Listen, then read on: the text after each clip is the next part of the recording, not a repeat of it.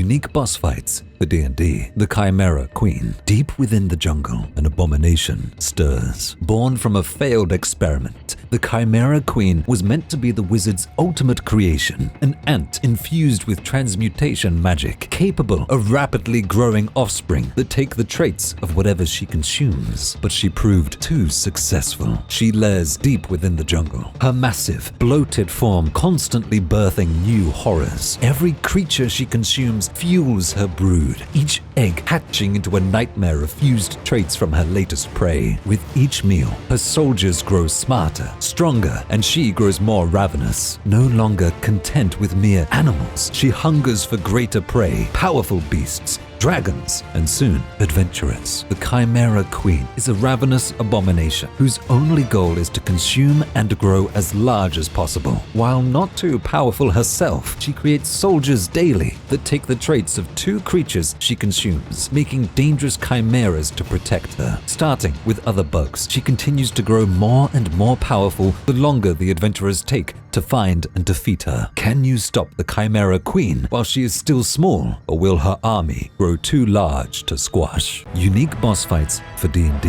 The Howling Executioner. The royal prince has been kidnapped, and whispers of a secretive cult have led your party to a dark, forgotten village deep in a dense forest. The prince's last known location, a long-abandoned cathedral, now rumored to be haunted. Strange sounds echo from within, but what truly lies beneath? Descending into the cathedral's underground chambers, you find the prince locked in a rusted cage, hanging high from the ceiling, and he urgently gestures for silence. Be quiet, he's here. From the shadows emerges the Howling Executioner, an undead knight bound by an ancient blood oath. Once a noble protector, his eyes were gouged out during a dark ritual, leaving him to hunt by sound alone. The eerie clink of his heavy armor, the jarring rattle of chains, each noise amplifies his rage. He will charge towards any sound, and his unnatural hearing makes him a relentless predator. The chamber is fraught with dangers, traps that trigger deafening noises, all while the executioner prowls, ever waiting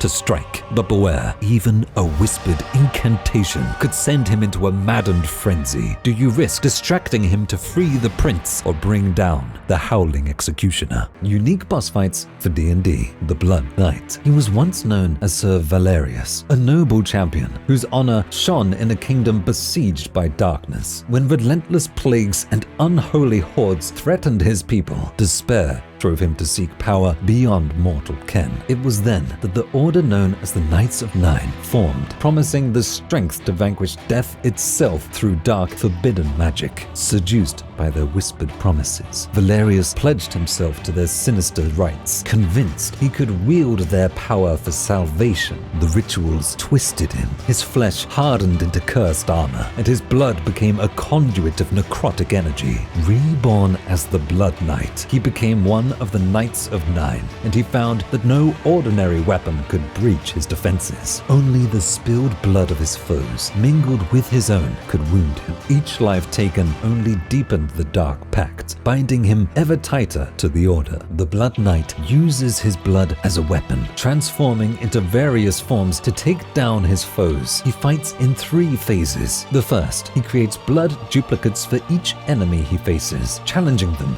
to duels, only able to be damaged by that opponent. Next, anyone he damages can be cursed by his blood pact, which links the two to share the same fate. Any damage taken by one is taken by the other, as well as any buffs and healing.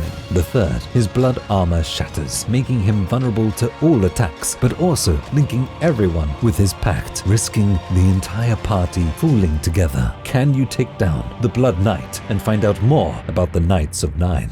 D&D boss fights. The Devil Samurai.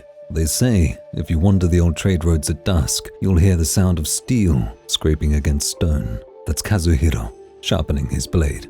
Once a noble samurai sworn to honor, duty, and tradition, he was famous for never losing a duel, and that grew into an arrogance that eventually consumed him. While out patrolling the crossroads, Kazuhiro encountered a wandering man drinking on the roads. Kazuhiro provoked him, calling him names, and challenged him to a duel. The man asked why he should accept the duel, to which Kazuhiro said he would give the man anything he wanted, If he won, the man asked for Kazuhiro's life, to which Kazuhiro accepted, promising 100 lives if he lost. The fight was over in an instant, and the man revealed that he was actually a devil straight from the hells. As per the agreement, Kazuhiro now owed the devil 100 souls, and he was marked by the devil, stealing his soul and transforming his body. Now, he wanders the countryside, challenging all that cross his path to a duel so he can pay off his debt. Even when challenged by a group, he locks on to one person at a time, becoming untargetable by those not marked by him. Some say he can't be killed, that each time his body falls, the devil drags him back, angrier, sharper, hungrier. So, if you hear the sound of steel on stone, turn back, because Kazuhiro isn't looking for gold or justice. He's looking for your soul. Unique boss fights for D&D. The Slime King. Long ago, Valor the Alchemist sought power beyond the mortal realm. Obsessed with elemental mastery, Valor turned to forbidden experiments, blending slimes from the elemental planes in a reckless attempt to create the perfect living weapon. Each ooze was harvested, twisted, and bound into a singular, writhing mass, but the volatile energies refused to harmonize. The experiment failed, and Valor was consumed. Now, the Slime King slumbers in the ruined depths of Valor's vault, a mindless monstrosity that only wishes to consume and grow. Its tar-like body, once a perfect fusion of elemental power, now festers with unstable magic. When wounded, the Slime King's form ruptures, and fragments of its body split away, each infused with the chaotic force of a different elemental plane. The red slime from the plane of fire leaves behind burning slicks of molten ooze, igniting everything it touches. The blue slime from the plane of ice chills the air, making the ground slick and encasing its foes in jagged frost. The yellow slime from the plane of air crackles with unstable lightning, discharging bolts at metal-clad foes. The purple slime from the plane of shadow, siphoning life from nearby creatures. If these splintered slimes are not destroyed quickly, they will slither back to the shattered Slime King, restoring its form with newfound elemental power. Each returning slime strengthens the beast, empowering its devastating attacks and warping the battlefield with chaotic energy. The only way to stop the Slime King's reign of destruction is to destroy every fragment before it reforms, or risk unleashing a monstrous force that will drown the realm in elemental ruin. Can you stop the Slime King, or will it spread, slowly dissolving this plane from existence? Unique boss fights for D&D. The Swarm Prophet.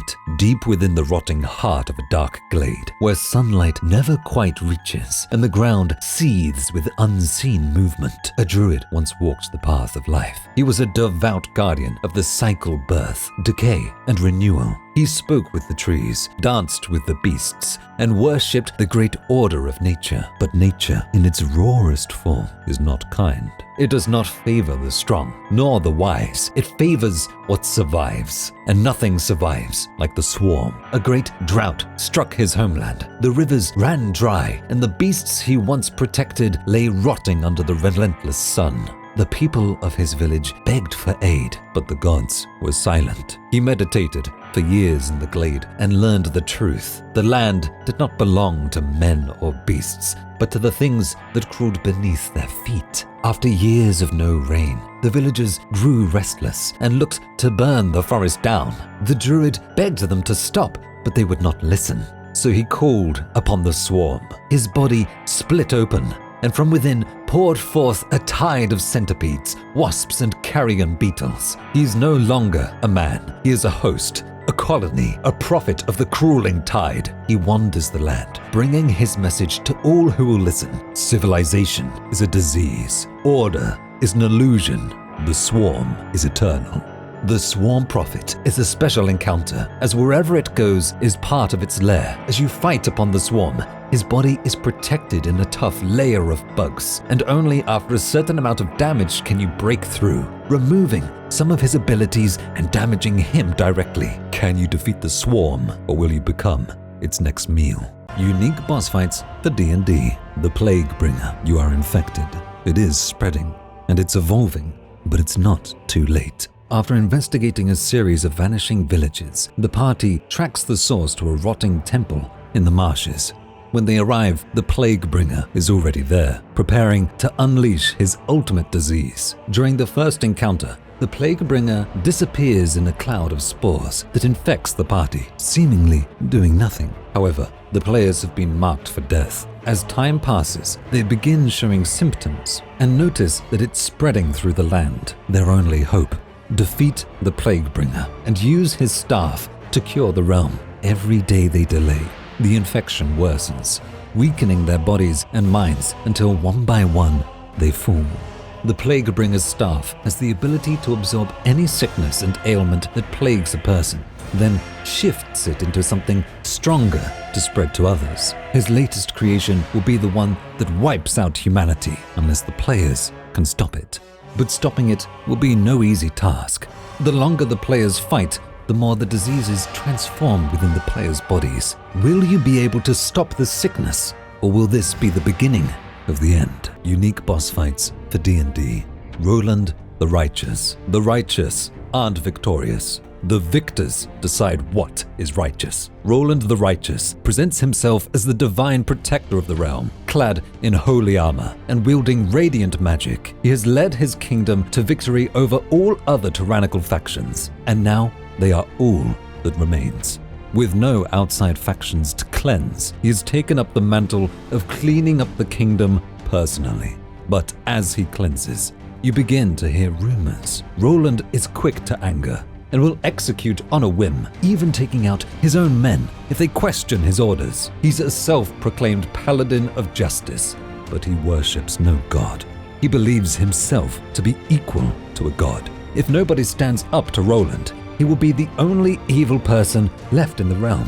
Roland the Righteous wields magical, holy energy, but he does not use it to heal, but to smite down everyone who opposes him. He fights in 3 phases. The first, he's protected by a divine shield, using ranged attacks to isolate and convict judgment against his foes. Once his shield fades, his pretense of being a holy savior also fades. His persona and his attacks grow darker, angrier as he lashes out. In his final moments, he channels his final judgment form, sacrificing his health for devastating attacks against his foes. Will you be able to prove that Roland isn't the righteous man he claims to be, or will he prove his righteousness once again? If you are enjoying this video, check out my Patreon, where you can get access to original monster stat blocks, awesome magic items, and full adventure PDFs every month. Unique boss fights for D&D. Grimrot, the Grove Blight. He once was a guardian treant who watched over the sacred glade of the Verdant Ring, known as Elderheart, when a dark, druidic cult sought to tap the grove's energy to resurrect a deity of decay. They were confronted by Elderheart and his treant army. The cult managed to finish their ritual, but it backfired, corrupting Elderheart instead of resurrecting the deity of decay. Twisted by shadow magic, Elderheart died screaming, but rose again as Grimrot. Now he spreads his infection to every forest, field, and garden he can reach, with the purpose of wiping out natural life, remaking the world as one great fungal wasteland. During combat, Grimrot corrupts areas around him, causing damage to those within it. He also creates spore servants out of the decay that do his bidding. Can your party either bring down Grimrot or cleanse the dark deity that has taken over his soul, or will this be the end of natural life? Unique boss fights for D&D.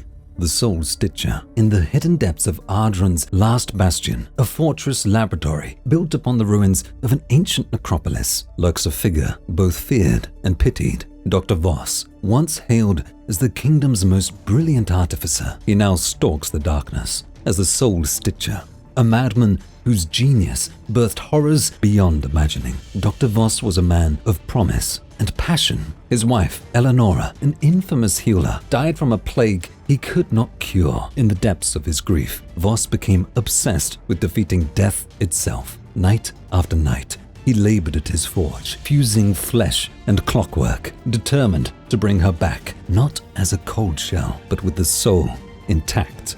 Driven by his brilliance and his grief, Voss turned to the forbidden arts of necromancy. His once honorable laboratory became a charnel house of failed experiments. Voss melds stolen souls with mechanical bodies, creating grotesque parodies of life. His ultimate creation, the Soul Core Reactor, draws power from the very souls he harvests, binding them to his service. Adventurers who dare to challenge the Soul Stitcher will find themselves facing the living nightmare of lightning, gears, and necrotic power as he brings his experiments to life to fight. If he starts losing the fight, he will activate his Soul Core Reactor, sucking the souls of everyone in the lab. If he's in serious danger, he reveals the true strength of the Soul Core Reactor, using the souls he stole to power himself up. Will your party be able to stop the Soul Stitcher's monstrous creations and put an end to his tragic legacy, or will they too become fuel for the Soul Core Reactor?